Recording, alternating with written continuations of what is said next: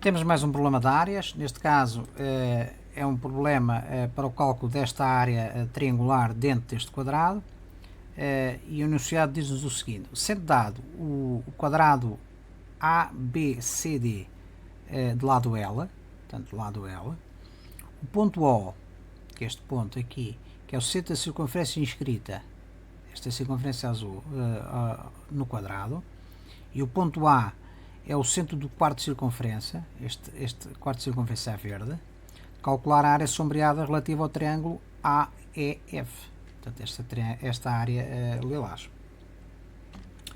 Ora bem, dado que o triângulo AEF tem um eixo de simetria coincidente com o quadrado, que é este eixo aqui tracejado, definido pelos pontos, a reta definida pelos pontos AC, a sua área é igual, portanto a área deste triângulo lilás é o dobro da área do triângulo AEG, portanto este triângulo cinzento. Portanto, isto é o ponto de partida. Simplesmente, no nosso caso, para calcular a área, portanto será base vezes a altura, nós conhecemos só a hipotenusa deste triângulo retângulo, não é? Portanto, não conhecemos nem este cateto, nem este cateto. Contudo, se nós conseguimos calcular este ângulo alfa, não é? A partir deste ângulo alfa, nós podemos calcular os dois catetos, portanto, a área, né? Diretamente ou indiretamente. Vamos já ver isso. Vamos partir do teorema de Stewart.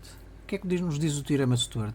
Permite fazer uma relação entre os catetos, entre os lados não é os catetos, entre os lados de um triângulo. Concretamente, no nosso caso, diz-nos que o quadrado deste lado vezes este segmento definido, temos esta seviana, portanto que é um segmento reto que une um vértice ao lado oposto, seviana. No nosso caso, a seviana tem um nome particular, é mediana. Porquê? Porque esta distância n, como vamos ver, e a distância m são iguais. Portanto, b ao quadrado vezes m mais o c ao quadrado vezes n é igual ao a, que é o terceiro lado, vezes o comprimento da seviana, ao quadrado, mais o produto dos dois segmentos de reta que definem aqui o terceiro lado. Portanto, no nosso caso, nós conhecemos este comprimento aqui. Conhecemos porquê? Porque este, no fundo, é a hipotenusa deste triângulo retângulo, de lado de catetos L, né? E, portanto, AC ao quadrado é igual a L ao quadrado mais a L ao quadrado, ou seja, AC é igual a raiz quadrada de 2L ao quadrado, o L passa para fora da raiz, fica L raiz de 2. Portanto, o AC é L raiz de 2. Simplesmente esta distância AO e OC, que no fundo são os dois segmentos em que esta seviana, que neste caso é a mediana, divide este lado deste triângulo, são iguais. E, portanto, a seviana passa a ser um caso particular, é uma mediana. Portanto é o segmento reto que une um vértice ao lado oposto, ao ponto médio do lado oposto. Porque a distância AO é igual à distância OC. Como nós vimos, portanto, porque este é o centro da circunferência e, portanto, esta distância, esta parte aqui é metade desta diagonal e a outra parte é a outra metade da diagonal. Portanto, ou seja, esta metade é L raiz de 2 sobre 2, que é metade do coisa, e a outra é L raiz de 2 sobre 2 também. As duas juntas, a soma das duas dá L raiz de 2. Portanto, aplicando a forma do teorema de Stewart, sabemos que L ao quadrado vezes o m, que é L raiz de 2 sobre 2, vezes o x ao quadrado, que é o outro cateto, o outro lado, vezes a outra parte em que a seviana divide o terceiro lado, que é L raiz de 2, também são iguais, cá está o m e o n, é igual a L raiz de 2, vezes, que é o a, vezes o comprimento da mediana, é L sobre 2 ao quadrado, mais o produto dos dois, do MN. Portanto, este é o ponto de partida. Não esquecer que o comprimento da seviana é L sobre 2, porquê? Porque é o raio da circunferência inscrita. Portanto, se este lado é L, este raio é L sobre 2 e o diâmetro é L, não é? Portanto, continuando a desenvolver isto fica raiz 2 vezes L ao quadrado sobre 2, mais raiz 2 sobre 2 vezes x ao quadrado L. Portanto, pomos primeiro o número e a parte literal em segundo lugar, é igual a L raiz 2. Vamos desenvolver esta parte interior, portanto, L sobre 2 ao quadrado é L ao quadrado sobre 4. Isto fica L ao quadrado vezes raiz 2 ao quadrado, corta o quadrado com a raiz, fica 2 L ao quadrado sobre 2 vezes 2, 4. Neste caso aqui vamos desenvolver aqui a propriedade distributiva. L raiz 2 vezes L ao quadrado dá L ao cubo, dá raiz 2 sobre 4, e aqui dá 2 raiz 2 sobre 4 L ao cubo também, né? Portanto, agora ficamos com esta igualdade. Podemos simplificar multiplicando, vamos desembaraçar de parênteses, multiplicamos por 2 esta parcela e esta aqui é por 1, portanto fica 2 raiz 2 L ao cubo, mais 2 raiz 2 x ao quadrado vezes L, é igual a raiz 2 L ao cubo, mais 2 raiz 2 L ao cubo. Este 2 raiz 2 L ao cubo corta com o 2 raiz 2 L ao cubo do segundo membro, e ficamos com esta igualdade. Portanto, 2 raiz 2 x ao quadrado L é igual a raiz 2 vezes L ao cubo. O raiz 2 corta com o raiz 2, o L corta com o índice 3, fica o índice 2, portanto fica 2x ao quadrado é igual a L ao quadrado. Ou seja, x ao quadrado é igual a L ao quadrado, o 2 está a multiplicar, passa para o outro membro a dividir. Raiz quadrada de L ao quadrado sobre 2 dá L sobre raiz 2. Racionalizando o denominador desta fração, multiplicamos por raiz 2. Raiz 2 vezes raiz 2 dá raiz 2 ao quadrado, ou seja, 2, e o numerador fica raiz 2 vezes L. Portanto, este é o valor de x. Se repararmos, o x que nós calculamos é exatamente coincide com metade deste lado do triângulo. E é fácil de ver porquê. Porque, no fundo, se este ponto E e F, se fizermos traçar uma circunferência com centro em C passando por E, essa circunferência vai passar pelo ponto E, pelo ponto O e pelo ponto F, não é? Portanto, nós temos aqui no fundo um triângulo isósceles de base EO, ou seja, não é? Temos um triângulo isósceles de base L sobre 2 e de lados, os lados iguais, a raiz 2 sobre L, a raiz 2L sobre 2. Aplicando a lei dos cossenos, já temos conhecimento dos lados do triângulo, podemos dizer que x ao quadrado é igual a, portanto, este cateto é igual a este lado do triângulo é igual a L ao quadrado, que é um segundo lado, mais o terceiro lado também ao quadrado, portanto, o segundo lado ao quadrado, mas o terceiro lado ao quadrado, menos o dobro do produto dos dois lados, vezes o cosseno do ângulo que é formado entre estes dois lados, entre o lado L e o lado L raiz 2. Desenvolvendo isto, substituindo o x pelo valor a raiz 2 sobre L, desenvolvendo isto, fica raiz 2 ao quadrado dá 2, L ao quadrado sobre 4 é igual a L ao quadrado mais 2L ao quadrado dá 3L ao quadrado, menos 2 raiz 2 L ao quadrado cosseno de alfa.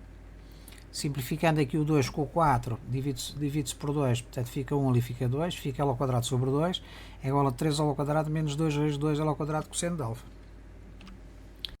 Multiplicando por 2 para tirarmos o denominador do primeiro membro, multiplicamos por 2, aqui fica, corta o 2 com o 2, fica L ao quadrado, aqui fica 2 vezes 3, fica 6L ao quadrado, vezes 2, vezes o que lá estava, dá 4 raiz 2 vezes L ao quadrado cosseno de alfa, e agora vamos passar este 6L ao quadrado para o primeiro membro, fica L ao quadrado menos 6L ao quadrado dá menos 5L ao quadrado. Ficamos no segundo membro com menos 4 raiz 2 L ao quadrado vezes cosseno de alfa. Simplificamos o L ao quadrado com o L ao quadrado do segundo membro. Fica menos 5 igual a menos 4 raiz 2 cosseno de alfa, ou seja, ficamos com uma igualdade com termos positivos. Fica 4 raiz 2 cosseno de alfa é igual a 5. Portanto, onde cosseno de alfa é igual a 5 sobre 4 raiz de 2 está multiplicado passa a dividir. Racionalizando o denominador, multiplicamos o denominador por raiz de 2, né? Fica 4, raiz de 2 vezes raiz de 2 é 2, né? Dá raiz de 2 ao quadrado, fica 2 vezes 4, 8, e no numerador fica 5 raiz de 2. Portanto, este é o valor do cosseno de alfa. Portanto, conhecendo o cosseno de alfa, portanto, neste caso o ângulo alfa e o seu cosseno em particular, podemos calcular logo o cateto AG, né? Portanto, a AG vai ser a projeção da hipotenusa sobre esta direção AC. Ou seja, AC é igual a L cosseno de alfa, ou seja, o AG é igual a 5 raiz de 2 sobre 8 vezes L. Utilizando o teorema de Pitágoras, portanto, conhecendo aqui a hipotenusa e um dos catetos, conseguimos determinar o segundo cateto. Portanto, EG ao quadrado mais AG ao quadrado é igual a L ao quadrado. Conhecemos o AG portanto, e a hipotenusa, que é L, não é? Portanto, EG é igual a L ao quadrado menos AG ao quadrado. Substituindo e desenvolvendo a expressão, depois vamos calcular esta subtração, multiplicamos por 32 para ficar com o mesmo denominador e ficamos com 32L ao quadrado menos 25L ao quadrado dá 7L ao quadrado sobre 32. Ou seja, a raiz quadrada disto, o L ao quadrado passa para fora, o L ao quadrado passa para fora sendo L, fica a raiz de 7 sobre 32. Portanto, ficamos com os dois valores, o valor da base deste triângulo, que é a raiz de 7 sobre 32L, e a altura, que é 5 raiz de 2 sobre 8 vezes L. Portanto, conhecendo então os lados, a base e a altura deste triângulo, podemos calcular a área deste triângulo e depois multiplicar por 2. Não é? Ou seja, a área do triângulo AEF é o dobro da área do triângulo acinzento, AEG. Ou seja, este depois 2 simplifica com aquele 2, no fundo é igual ao produto de EG por vezes AG. Portanto, simplificamos o 2 com o 2, desenvolvendo, o que é que nós temos? Ficamos 5 raiz de 2 sobre 8 vezes L, vezes raiz de 7 sobre 32 vezes L. Portanto, dá L vezes L dá L ao quadrado. Depois, o 5 oitavos passa para fora, vamos juntar a raiz, né? Raiz de 2 sobre 8 é igual a raiz de 2 vezes raiz de 7 sobre 32 é igual a raiz de 2 vezes 7 sobre 32, não é? E vamos racionalizar esta fração, multiplicamos isto por raiz de 32. Ao multiplicar por raiz de 32, aqui no denominador fica raiz de 32 ao quadrado, fica 32, não é? 5 oitavos vezes 8 vezes 32. No numerador, vamos multiplicar o 2 vezes 7 vezes 32. Isto dá 448. Se compusermos isto em fatores primos, verificamos que 448 é igual a 2 à sexta vezes 7. Substituindo o 448 por 2 à sexta vezes 7, o raiz quadrada de 2 à sexta é 2 ao cubo, né? 2 ao cubo é 8, sai para fora sendo 2 ao cubo, simplifica este 8 cubo de baixo, ficamos só com 5. E no outro fator ficamos com raiz de 7 sobre 32 L ao quadrado. Ou seja, a área do triângulo AEF, portanto do triângulo lilás, é igual a 5 vezes raiz de 7 sobre 32 L ao quadrado, unidades da área. Vamos ver dinamicamente este problema no GeoGebra, concretamente para analisarmos exatamente aqui esta propriedade, que qualquer que sejam as dimensões do quadrado L, verificamos que esta dimensão x que nós calculamos é igual a metade desta, é exatamente igual a metade desta diagonal do quadrado, ou seja, é igual a este valor. Isto é, nós temos nesta situação, temos sempre um triângulo isósceles de base EO e cujos lados correspondem a metade desta diagonal. Portanto, no caso do nosso problema, no caso deste exercício, nós pretendemos calcular a área deste triângulo lilás. Vamos recorrer ao teorema de Stewart para calcular as dimensões da terceira dimensão deste triângulo, portanto, do lado deste triângulo. Temos este lado, mas não temos aquele. Conhecendo estes três lados, utilizando a lei dos cossenos, nós conseguimos determinar exatamente este ângulo alfa, né? O ângulo alfa, que vai nos permitir depois calcular a área deste triângulo a castanho. No caso concreto, o que nós podemos demonstrar é que esta dimensão x, que é igual, portanto, nós estamos perante aqui um triângulo isósceles, de base é O, qualquer que seja a dimensão do quadrado, nós temos sempre esta propriedade. Portanto, numa situação destas, podemos dizer que esta dimensão corresponde sempre a metade do comprimento desta diagonal.